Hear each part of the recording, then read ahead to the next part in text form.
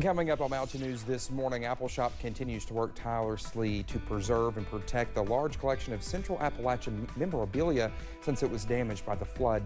And a couple of school districts give back to the people of Perry County to help them as they, like many in our region, continue on their own journeys.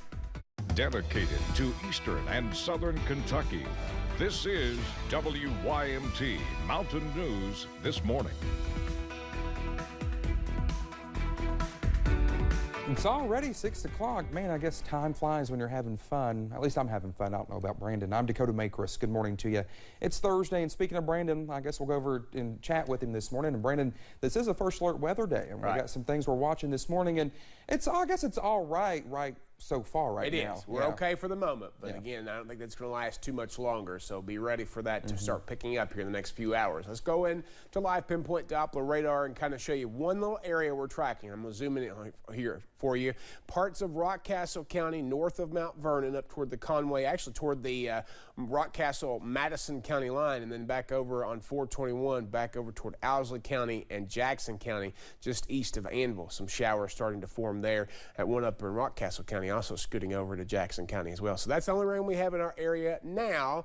60 in Irvin. Temperatures continue to go up. They reached their low about 1 o'clock this morning, and now they are on the way up, except for Ashland, Clintwood, and Jonesville, all still in the 40s. Everybody else is in the 50s, with the exception of Irvin, who we just mentioned, has made it to 60. Now, regionally, where the warm nose is coming in there. Basically, you've got a warm front that's pulling warm air off of the Gulf ahead of that cold front. You can see it back out towards St. Louis and Springfield. It's already went by there in the 40s, but 67 in Memphis, 66 in Nashville, 65 in Huntsville. If I had to bet, I would guess those dew points are way up this morning, which could help fuel storms, especially for our neighbors to the south. So for us here at home today, be ready for the possibility for some stronger storms. They'll start to move into the western parts of our region by 11 and move their way east through the afternoon. Dakota?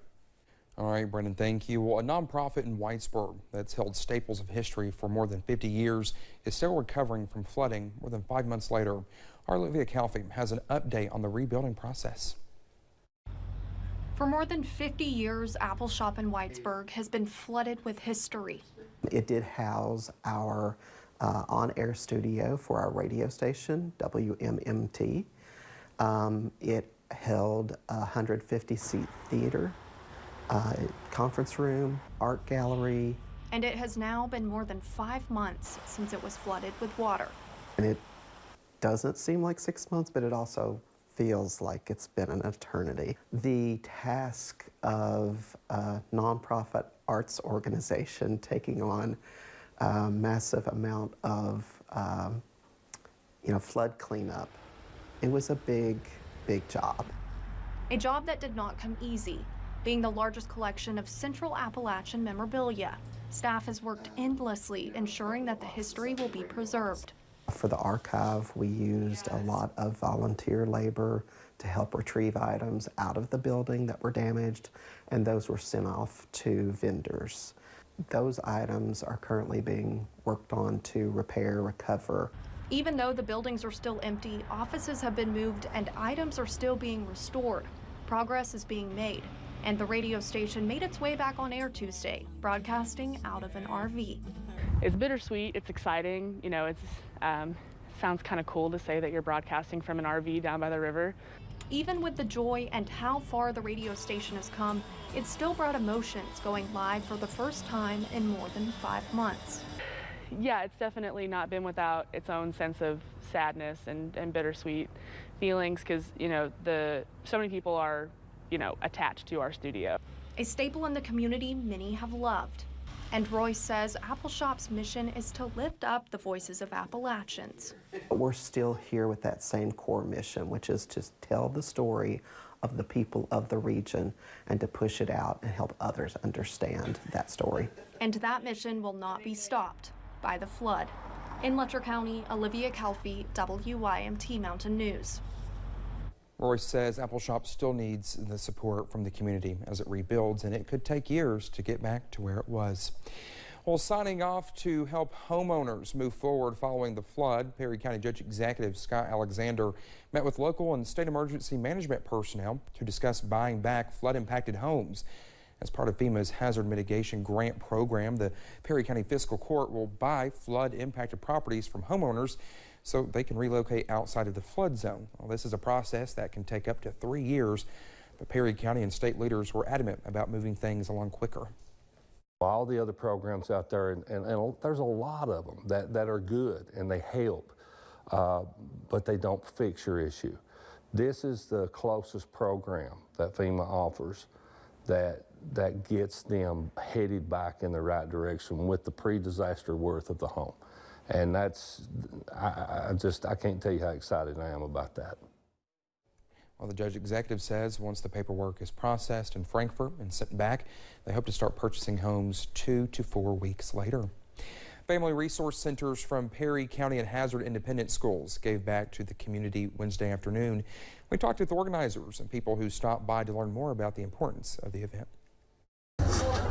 People waited in a long line in the parking lot of the old JCPenney building in Hazard Wednesday afternoon.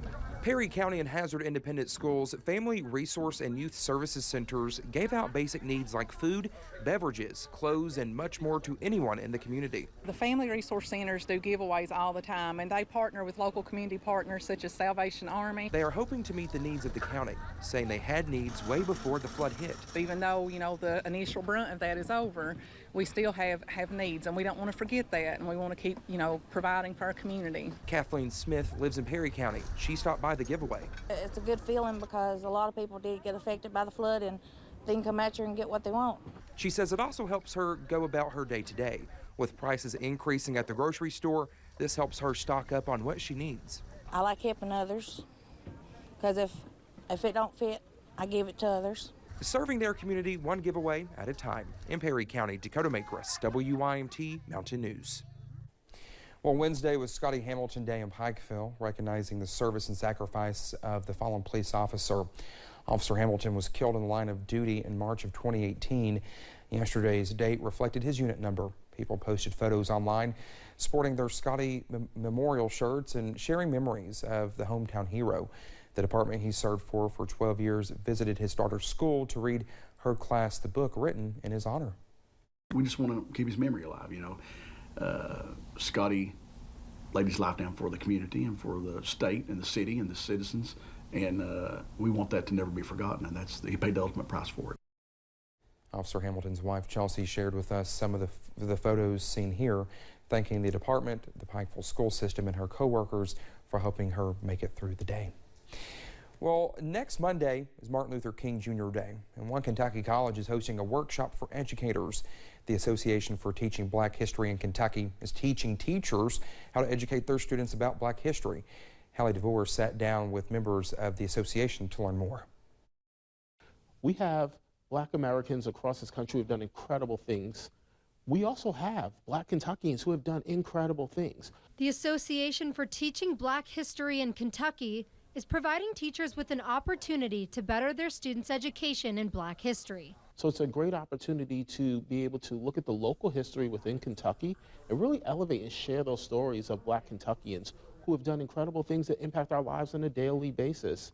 This workshop was organized to better equip educators so that they can provide their students with a more well-rounded education. This is an opportunity to fill in gaps for educators who maybe don't feel as comfortable in terms of teaching Black history.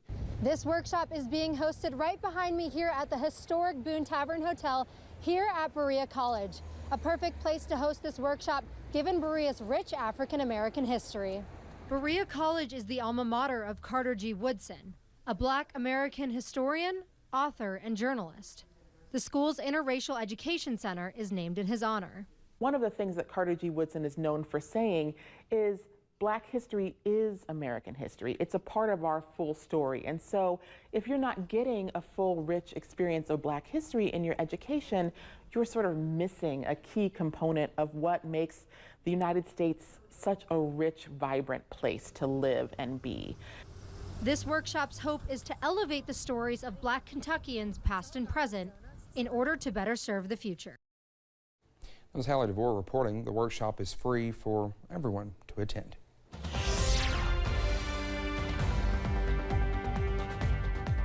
6:09 here on this first alert weather day. We continue to track the possibility for showers and storms that have not made it to our region just yet, but it has to some others. Live pinpoint Doppler radar.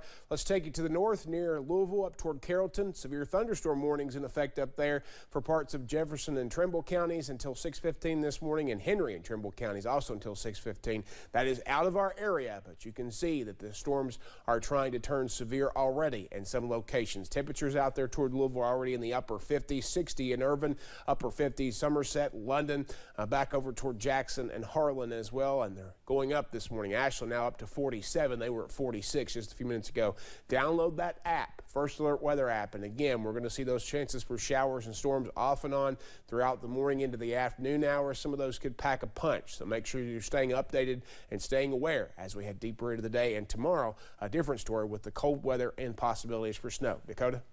All right, Brennan, thank you so much. It's 6:10 here. When we come back here on Mountain News this morning, another set of classified documents is found from President Joe Biden's time as vice president. The details in just a few minutes.